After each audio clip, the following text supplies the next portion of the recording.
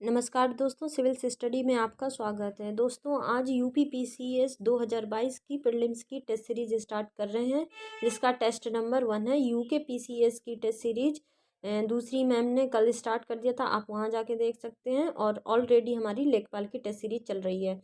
तो ये यूपीपीसीएस 2022 की टेस्ट सीरीज आज टेस्ट नंबर 1 है, जिसका हम डिस्कशन स्टार्ट करते हैं। क्वेश्चन नंबर 1 पे आते हैं। हिंदुस्तान सोशलिस्ट रिपब्लिक एसोसिएशन की स्थापना किसने की थी? ठीक है। तो Hindustan socialist association, option A है वीर सावरकर, बी चंद्रशेखर आजाद, सी ऊधम सिंह है, डी भगत सिंह है। तो इसकी स्थापना की थी ऑप्शन बी चंद्रशेखर आजाद ने। चंद्रशेखर आजाद ने 1928 में 1928 में दिल्ली में स्थित कोटला मैदान में की थी। ठीक है। और 1924 में ही हिंदुस्तान रिपब्लिक एसोसिएशन की स्थापना की गई थी। इसमें जब सोशलिस्ट आ गया वो 1928 में चंद्रशेखर द्वारा की गई थी। ठीक है, चलते हैं अगले क्वेश्चन पर। भारत में न्यायिक संगठन की स्थापना किसने की थी? तो न्यायिक संगठन, ऑप्शन ए कार्नवालिस ने, बी एटली ने, सी लॉर्ड कर्जन ने, डी रॉबर्ट क्लाइव ने। तो आंसर होगा ऑप्शन ए कार्नवालिस। कार्नवालिस को ही न्यायिक संगठन का जन्मदाता कहा जाता है। और यही भारत में स्थायी बंदोबस्त लेके आए हुए थे। ठीक है, चलते हैं अगले क्वेश्चन पर। बोकारो इस्पात कारखाने में किस विदेशी देश का सहयोग प्राप्त किया गया था? तो ऑप्शन ए है अमेरिका, बी सोवियत संघ, सी ब्रिटेन, डी फ्रांस। तो आंसर होगा बी, ऑप्शन बी सोवियत संघ। ये बोकारो इस्पात कारखाना है वो झारखंड में स्थित है। और चतुर्थ पंचवर्षीय योजना के दौरान इस कारखाने को सोवियत संघ के सहयोग से बनाया गया था। चलते हैं अगले क्वेश्चन पर।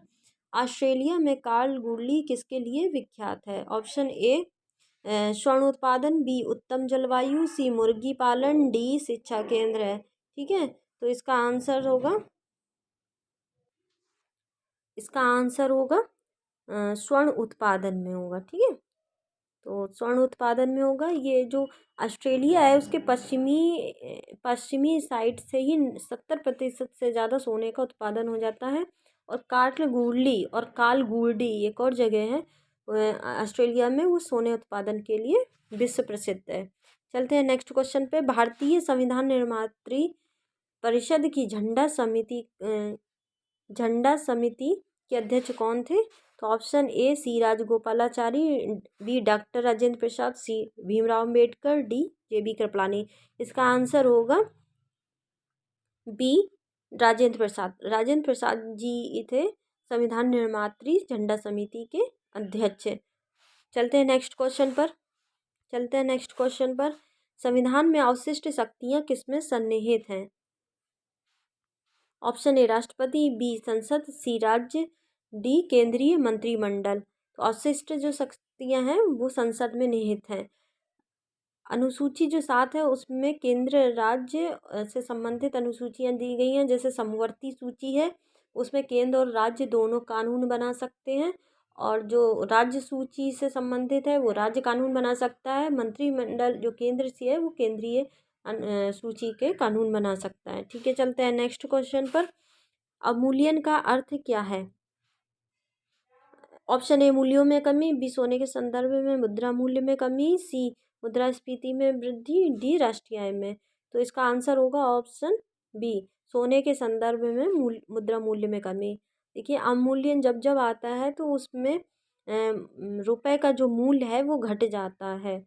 ठीक है, तो इससे जो निर्यातक हैं उनको तो फ़ायदा मिलता है, बेनिफिट मिलता है, लेकिन जो आयातक है उनको घाटा होता है। चलते हैं नेक्स्ट क्वेश्चन पर।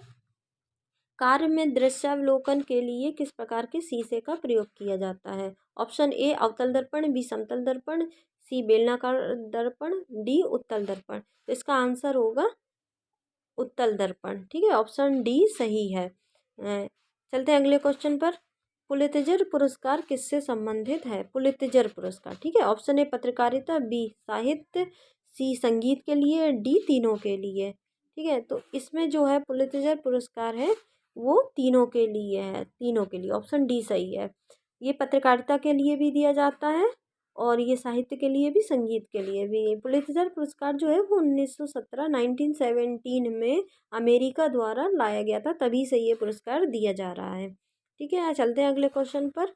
भारत रत्न से सम्मानित प्रथम विदेशी कौन थे? भारत रत्न से सम्मानित, option A Abdul Ghaffar Khan, B Bhimrao Ambedkar, C Nelson Mandela, C V Raman. तो जो इसका आंसर होगा ऑप्शन ए होगा, अब्दुल गफ्फार खां को भारत रत्न जो है वो 1987 से मिला था। और जो दूसरे विदेशी थे जो भारत रत्न से सम्मानित हुए थे वो नेल्सन मंडेला थे, इनको भी 1990 में मिला था। लेकिन जो भीमराव अम्बेडकर हैं उन्हें भी भारत रत्न मिला था, लेकिन ये भारतीय थे। चलते हैं नेक्स्ट क्वेश्चन पर। हाल ही में किसने हैदराबाद में पहले ओपन रॉक का स्थापना किया था? ठीक है, तो यह है बिमला जोशी, जितेंद्र सिंह, अमित शाह, जी किशन रेड्डी। तो इसका आंसर होगा ऑप्शन बी, जितेंद्र सिंह। जितेंद्र सिंह जो हैं वो केंद्रीय विज्ञान व प्रौद्योगिकी और पृथ्वी विज्ञान राज्य मंत्री हैं। ठीक है, इन्होंने ही हैदराबाद में ओपन रॉक संग्रहालय का उद्घाटन किया। ठीक है, क्वेश्चन ऐसे भी पूछा जा सकता है कि ओपन रॉक संग्रहालय है कहाँ पे, तो आपको बताना होगा हैदराबाद में। चलते हैं नेक्स्ट क्वेश्चन पर। हाल ही में किस बैंक को अनुसूचित बैंकों की सूची में शामिल किया गया है? Option A Airtel bank, payments bank, और UCO bank, C bank of India, D HDFC। तो इसका आंसर होगा option A Airtel payments bank. अब ये जो है वो अनुसूचित बैंकों में RBI द्वारा घोषित कर दी गई है, जिससे ये नॉर्मल बैंक की तरह काम करेगा। और जो RBI है उसकी स्थापना जो की गई थी हिल्टन आयोग के सजेशन में किया गया था। ठीक है, तो यहाँ पे हम अपना टेस्ट ख़त्म करते हैं, समाप्त करते हैं। अगर आपको टेस्ट सीरीज का ये टेस्ट पसंद आए या समझ में आए तो आप इसे लाइक कीजिए, शेयर कीजिए और सब्सक्राइब कीजिए। Thank you.